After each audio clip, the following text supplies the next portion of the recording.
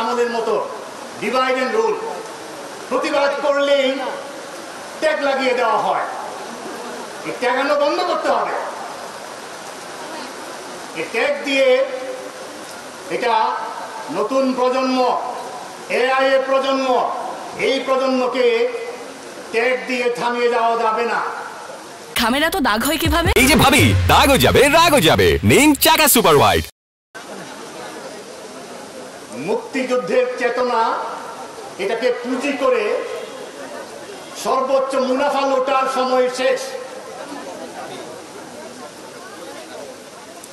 সুতরাং এখন দেশের কথা ভাবতে হবে, মানুষের কর্মসংস্থানের কথা ভাবতে হবে, দেশকে কিভাবে এগিয়ে নিয়ে যাওয়া যায় সেই কথা ভাবতে হবে। সুতরাং এইভাবে মানুষকে, দেশের মানুষকে ডিভাইড করে অন্যায়ভাবে গুম করা, খুন করা, জেলে ভরা, এইসব আর চলবে না। এইগুলো আমাদেরকে থামিয়ে দিতে হবে। দেশটাকে মেরামত করতে হবে। শিক্ষা প্রতিষ্ঠান অবিলম্বে খুলে দিতে হবে।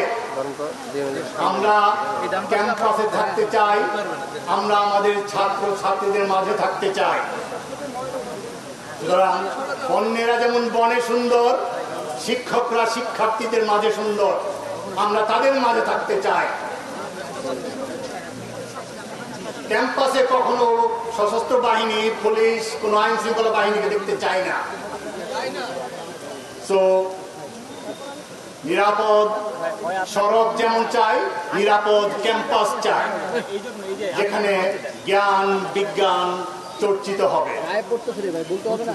সবাইকে ধন্যবাদ।